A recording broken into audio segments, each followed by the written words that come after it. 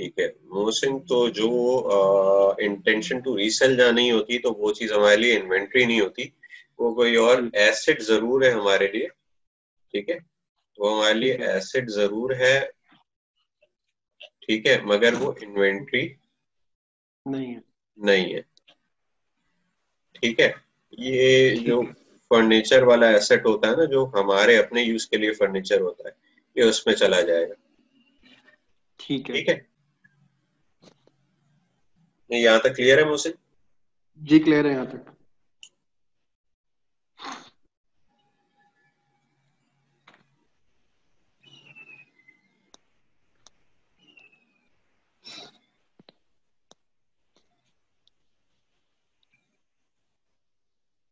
अच्छा, आपका एक सवाल था कि जो हम मैन्युफैक्चर कर रहे हैं वो क्या है। ठीक है, अच्छा ये आगे की बात है, लेकिन मैं चलो अभी आपको बता देता हूँ। जब आप मैन्युफैक्चर करते हो तो मैन्युफैक्चरिंग के लिए कुछ आप रॉ मटेरियल लेते हो। ठीक है, ठीक है जी। ये रॉ मटेरियल आपकी इन्वेंट्री होती है। ठीक है, सर रॉ मटेरियल हमारी इन्वेंट्री होती है। हाँ, लेकिन इसको रीसेल नहीं करना है। यहाँ पे अगेन जो हम बात कर रहे हैं अभी तक कॉन्सेप्ट्स, वो हम रिटेल बिजनेस के पर्सपेक्टिव से कर रहे हैं, मैन्युफैक्चरिंग बिजनेस के पर्सपेक्टिव से नहीं कर रहे हैं। जब हम रिटेल बिजनेस के पर्सपेक्टिव से बात कर लेंगे, उसके बाद हम मैन्युफैक्चरिंग बिजनेस पे उसका कॉन्सेप्ट अप्लाई कर देंगे। ठीक है, फिलहाल रिटेल बिजनेस की बात हो रही है, इसलिए रॉ मटेरियल का जिक्र नहीं आया, इसीलिए हमने कहा कि जी इंटेंशन टू रीसेल। ठीक है, ठीक है अच्छा, रॉ मटेरियल को जब आप काम कर लोगे, आपने लेट सपोज वुड परचेज किया, उस पे काम किया, उस पे लेबर लगाई। ठीक है, अच्छा, फिर वो क्या बन गया? आपका फिनिश गुड बन गया। ठीक है। ये फिनिश गुड भी आपकी इन्वेंट्री होती है। ठीक है, अच्छा, ठीक है। लेट सपोज रॉ मटेरियल पे आपने काम करना शुरू किया। ठीक है, बीच में आ गया ईयर एंड। ईयर एंड पे हमने अपने अकाउंट्स बनाने होते हैं। अब कुछ रॉ मटेरियल तो फिनिश गुड की फॉर्म में कन्वर्ट हो गया, कुछ रॉ मटेरियल अभी फिनिश गुड की फॉर्म में कन्वर्ट नहीं हुआ। ठीक है, तो वो एक बीच की पोजीशन पे है। ठीक है, उसको हम कहते हैं वर्क इन प्रोग्रेस। प्रोग्रेस। ये भी आपकी इन्वेंट्री होती है। ठीक ठीक ठीक है, ठीक है। तो जब एक रिटेल बिजनेस की बात होगी, एक रिटेल बिजनेस की बात होगी तो आपका जो फिनिश गुड है, जिसको आप परचेज करते हो with the intention to resell, ठीक है, वो आपकी इन्वेंट्री है। जब एक मैन्युफैक्चरिंग बिजनेस की बात होगी तो रॉ मटेरियल भी आपकी इन्वेंट्री, वर्क इन प्रोग्रेस भी आपकी इन्वेंट्री, फिनिश गुड भी आपकी इन्वेंट्री। ठीक है, अच्छा, अब हम आते हैं एक कॉन्सेप्ट पे, परचेजेस। ठीक है, परचेजेस बोलते हैं ये जो इन्वेंट्री आप परचेज करते हो ना,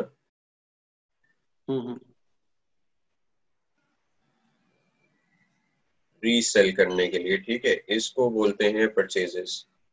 ठीक है, यानी एक परचेजेस का हमारे पास अकाउंट बनता होगा जिसमें ये परचेजेस रिकॉर्ड होती होंगी।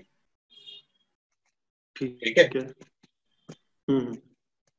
लेकिन इस परचेजेस वाले अकाउंट में क्या आएगा? सिर्फ इन्वेंट्री की परचेजेस आएगी, बाकी परचेजेस दूसरे अकाउंट में आएगी। ठीक है, ठीक। अच्छा, जो भी परचेज होती है वो या तो क्रेडिट पे होती है या कैश पे होती है। ठीक है, परचेज होगी या क्रेडिट पे होगी या कैश पे होगी। अच्छा, अब देखो, परचेजेस जब भी आप करोगे तो एक आपकी इन्वेंट्री की फॉर्म है। ठीक है, जब भी परचेज करोगे, इन्वेंट्री आपका क्या है? एसेट है। ठीक है, जब भी आप परचेज करोगे तो परचेज अकाउंट जो है ना, वो होगा डेबिट। ठीक है, अभी हम चलो कैश परचेज की बात कर रहे हैं पहले, और आपका कैश क्योंकि आउटफ्लो हो रहा होगा वो होगा क्रेडिट। क्रेडिट। ठीक है, ये क्या है? Purchase on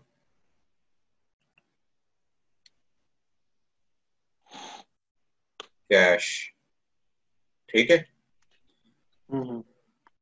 purchase debit, cash credit. अब हम बात कर लेते हैं क्रेडिट परचेज की। ठीक है, जब भी क्रेडिट पे परचेज करेंगे तो डेबिट तो परचेज अकाउंट ही होगा आपका। ठीक है जी।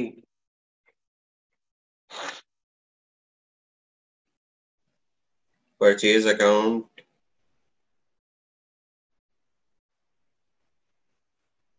अच्छा जी, परचेज अकाउंट आपका होगा डेबिट, और क्रेडिट क्या होगा?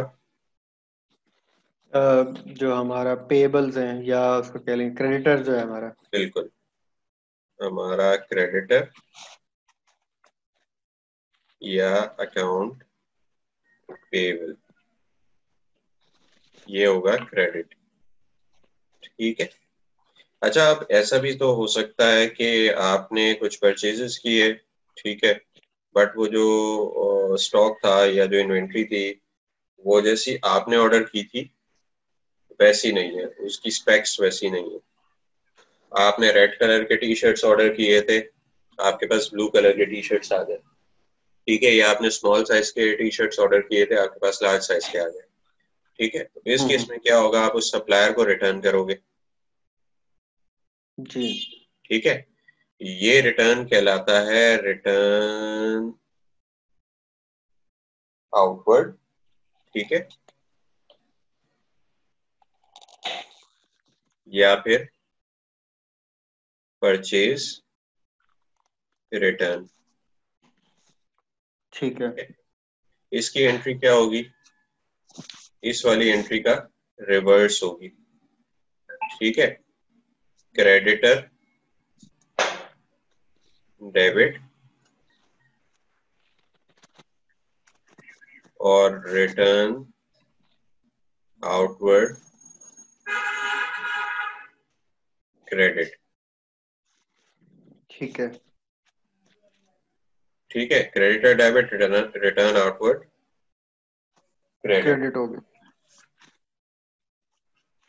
अच्छा, नॉर्मली कैश परचेजेस में रिटर्न नहीं होते। ठीक है, इन केस अगर कोई रिटर्न की एंट्री आपको बनानी पड़ती है तो आप क्या करोगे, इसी एंट्री का रिवर्स करोगे। ठीक है, कैश डेबिट, ठीक है, और परचेज क्रेडिट। क्रेडिट। ठीक है, या फिर आप ये भी ठीक। कर सकते हो कि कैश डेबिट और रिटर्न आउटवर्ड क्रेडिट। क्रेडिट।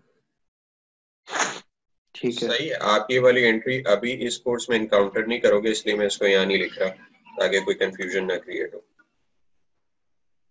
ठीक है, ठीक है।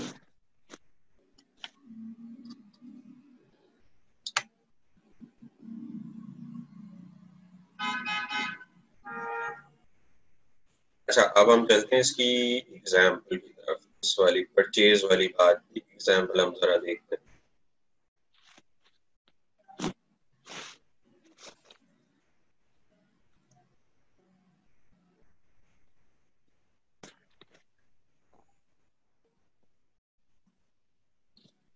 ये आपको एग्जाम्पल जो है ना, ये चैप्टर 3 में मिलेगी। ठीक है।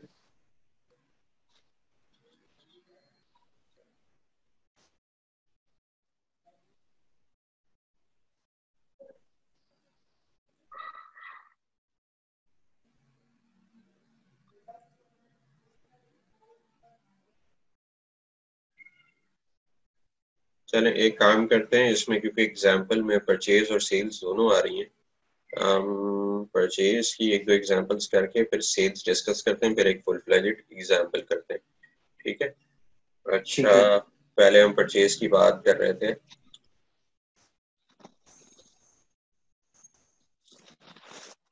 On 1st August 2008, goods costing $165 are bought on credit from D&D. ठीक है। ठीक है। अच्छा, इसकी एंट्री हम क्या बनाएंगे? गुड्स कॉस्टिंग 165 और ब्रॉड क्रेडिट डी हेनरी। इसमें हमारा जो है जो इन्वेंट्री जो है हमारी वो डेबिट हो जाएगी। परचेजेस डेबिट होंगी। परचेजेस सॉरी, हाँ, परचेजेस हमारे डेबिट हो जाएंगे। और क्रेडिटर्स हमारा जो है वो क्रेडिट हो जाएगा। क्रेडिटर का नाम क्या है? D Henry. D Henry. ठीक है। अच्छा, ठीक है। ये है डॉलर 165 डेबिट और क्रेडिटर 165 से क्रेडिट। ठीक है। अच्छा, लेट्स सपोज कि इस 165 में से आपकी डॉलर 35 की इन्वेंट्री आपने रिटर्न करनी है, वो एज पर स्पेसिफिकेशन नहीं है, उसकी आप क्या एंट्री बनाओगे? उसमें हमारी जो परचेजेस जो हैं वो क्रेडिट हो जाएंगी, हम्म, और जो क्रेडिटर है वो डेबिट हो जाएगा, दोनों 35 से। हम परचेजेस को क्रेडिट नहीं करते, हम किसको क्रेडिट करते हैं? रिटर्न। हाँ sorry, return, return outward. Return outward. ठीक है। अच्छा, तो रिटर्न परचेजेस का आउटवर्ड। अकाउंट, अच्छा इसमें ये क्वेश्चन है कि परचेजेस का अकाउंट जो है वो अनअफेक्टेड रहेगा उससे, बिल्कुल। इस ट्रांजैक्शन से। हाँ, बिल्कुल अनअफेक्टेड रहेगा। उसका रीजन जब हम प्रॉफिट एंड लॉस स्टेटमेंट बनाना सीखेंगे तब हम हम्म। देखेंगे कि उसमें वो अनअफेक्टेड क्यों है। ठीक है, सही है। ठीक है, तो हम क्या लिखेंगे? क्रेडिटर जो है हमारा, ठीक है, डी हेनरी, ये डॉलर 35 से डेबिट हुआ। ठीक है। और रिटर्न आउटवर्ड जो है वो डॉलर 35 से क्रेडिट हुआ। ठीक है। ठीक है।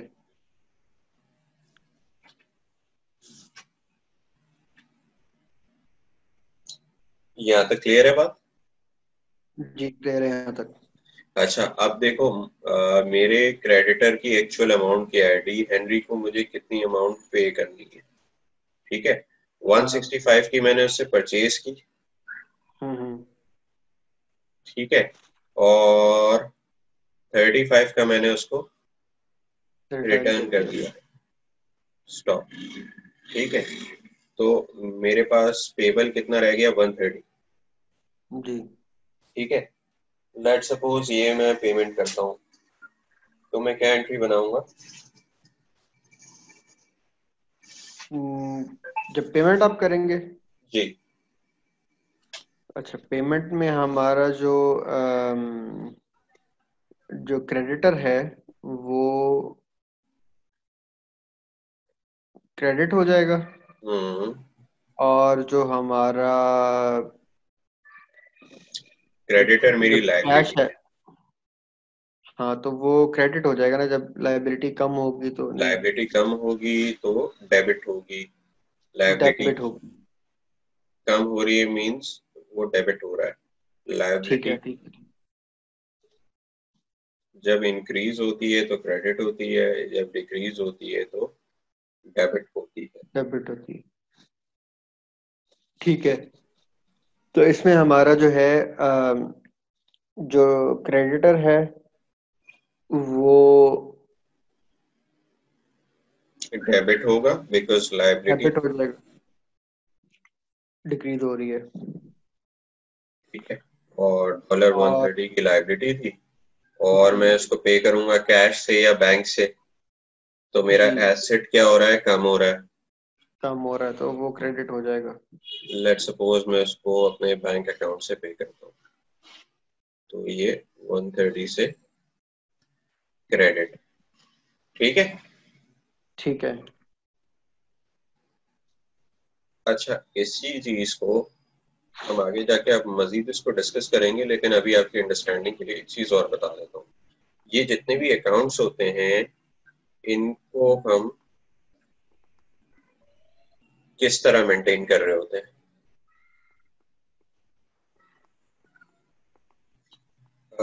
एक होगा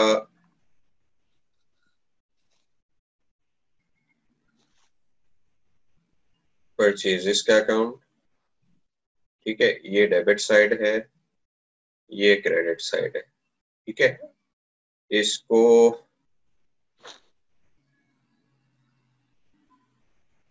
जनरल लेजर भी बोलते हैं, इसको टी अकाउंट भी बोलते हैं। आपने शायद ये टर्म सुनी हुई हो, टी अकाउंट। टी अकाउंट से नहीं है, लेकिन मेरे केस में जो यूज होता है वो जनरल लेजर यूज होता है। लेजर, कोई भी हम सेल या परचेज करते हैं तो वो एक जनरल लेजर एंट्री क्रिएट होती है ठीक है। उसके लिए। एक हमने क्योंकि बैंक की बात की तो एक ये हमारा हो गया बैंक अकाउंट, ठीक है। इसी तरह डी हेनरी का एक अकाउंट होगा, क्रेडिटर डी हेनरी, ठीक है। ये डेबिट साइड, ये क्रेडिट साइड, ये डेबिट साइड, ये क्रेडिट साइड, हम्म। सही है। ठीक है।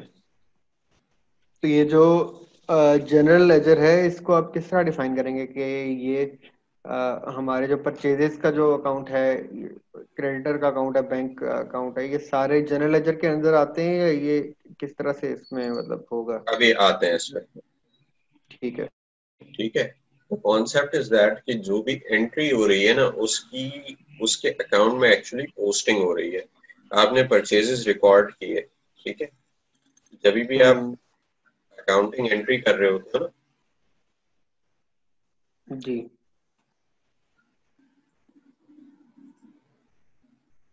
ये जितनी भी अकाउंटिंग एंट्री होती है ये अपने अपने अकाउंट्स में पोस्ट होती है। पोस्टिंग का क्या मतलब है? आपने कहा कि जी परचेज डेबिट 165, क्रेडिटर क्रेडिट 165, ठीक है। आपने क्या किया, हम्म। परचेज डेबिट हुई है 165 से, आपने डेबिट साइड पे 165 लिखा। इन सब में करेंसी के सिंबल आते हैं, ठीक है।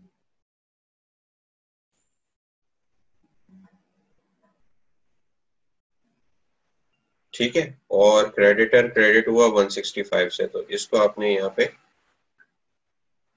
165 क्रेडिट कर दिया, ठीक है। ठीक है। अच्छा, यहाँ पे डेट आती है, लेट सपोज हमारी डेट थी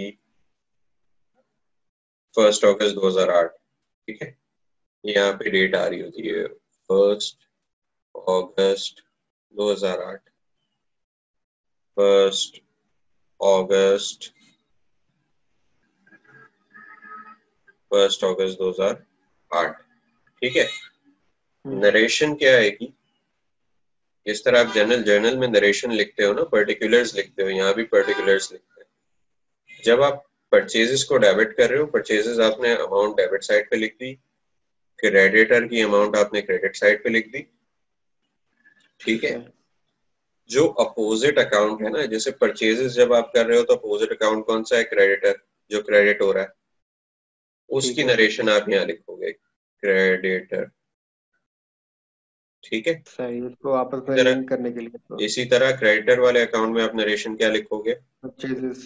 परचेजेस, ठीक है। ये आपका क्या है? ठीक ये है। जनरल लेजर है। जनरल लेजर में होता क्या है? बेसिकली आपके अकाउंट्स होते हैं, ठीक है। ठीक है। आपके अकाउंट्स मेंटेन हो रहे होते हैं। ये परचेजेस आपका अकाउंट है, ये बैंक आपका अकाउंट है, ये क्रेडिटर आपका अकाउंट है, ठीक है। जब जनरल जनरल में आप एंट्री करते हो ना तो उसका नेक्स्ट स्टेप ये होता है कि आपने उस एंट्री को पोस्ट करना होता है, ठीक है। ठीक है। वो आपने जनरल जनरल में एंट्री की, ठीक है। इसको आपने करना है पोस्ट। जब आप पोस्ट करते हो वो क्या करते हो? जनरल लेजर में पोस्ट करते हो एंट्री को, ठीक है। ठीक है। अच्छा, कंप्यूटराइज्ड अकाउंटिंग में क्या होता है कि आप जनरल जर्नल में एंट्री कर देते हो, लेजर वो आपके लिए ऑटोमेटिकली बना रहा होता है पीछे बैक एंड पे, जी जी। ठीक है। बिल्कुल। अच्छा, फिर हम दूसरी वाली एंट्री पे जाते हैं। ये फर्स्ट एंट्री है, ये सेकंड एंट्री है, ये थर्ड एंट्री है। ठीक है, सेकंड एंट्री में क्या हुआ, आपने कुछ रिटर्न किया, क्रेडिटर को डेबिट किया, रिटर्न आउटपुट को क्रेडिट किया। सही है, ठीक है मोहसिन? जी जी ठीक है। अच्छा चलो, अब यहाँ क्या होगा, क्रेडिटर डेबिट हुआ, ठीक है, जो भी डेट है वो आपने लिख दी। ठीक है, क्रेडिटर आपका डेबिट हुआ $35 से। ठीक है, और क्रेडिट क्या हुआ, रिटर्न आउटवर्ड। ठीक है, क्रेडिट हुआ रिटर्न आउटवर्ड $35 से। ठीक है, जो भी डेट है वो आप लिख दोगे। सही है। अच्छा, नरेशन में क्या आएगा, यहाँ पे आएगा रिटर्न आउटवर्ड। ठीक है, और यहाँ आएगा क्रेडिटर। अच्छा, ये जो एक ही अकाउंट के जो डेबिट और क्रेडिट साइड है, इनका आपस में लिंक है? मतलब फॉर एग्जांपल हमने ट्रांजैक्शन की थी तो उसमें हमने आपकी आवाज कट रही है मुझसे। अच्छा, मैं ये बोल रहा हूँ कि एक ही अकाउंट के अंदर जो क्रेडिट और डेबिट साइड है, हाँ, इनका आपस में लिंक है? मतलब कि पहले मैंने एक परचेज की एंट्री की थी तो ये 165 की परचेज मैंने क्रेडिट कर दी फॉर एग्जांपल क्रेडिटर वाले अकाउंट में, बिल्कुल लिंक, क्रेडिटर डीएनबी बिल्कुल में। लिंक है, बिल्कुल लिंक है, अभी आते हैं उस पर।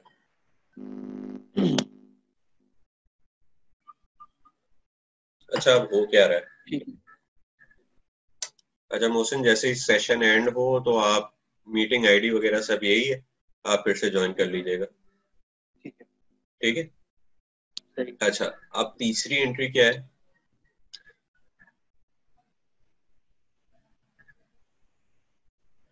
तीसरी एंट्री जब आपने पेमेंट की, ठीक है, क्रेडिटर डेबिट 130, बैंक क्रेडिट 130। सही है।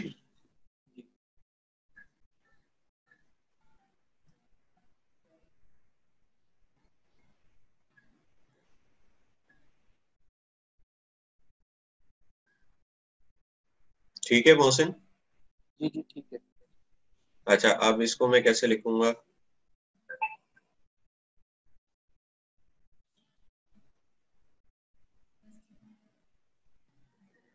Creditor debit. ठीक है, अच्छा देखो, अभी जैसे ही हम ये खत्म करते हैं फिर मैं आपको बताता हूँ, वो लिंक वाला आंसर आपका आ जाएगा, क्रेडिटर डेबिट। ठीक है, 130 से। ठीक है, और बैंक अकाउंट क्रेडिट 130 से। ठीक है, नरेशन क्या आएगी, क्रेडिटर के अंदर नरेशन आएगी क्रेडिटर में बैंक। बैंक अकाउंट है, ठीक है, और यहाँ आएगी क्रेडिटर। क्रेडिटर। सही है, यहाँ तक ठीक है।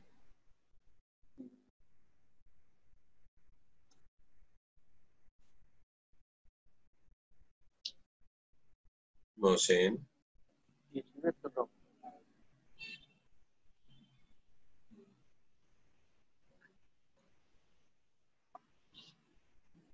यहाँ तक सही है? जी जी ठीक है। आपको आवाज आ रही है मेरी? कट रही है दोस्त। अच्छा, मुझे मुझे आपकी आवाज ठीक आ रही है।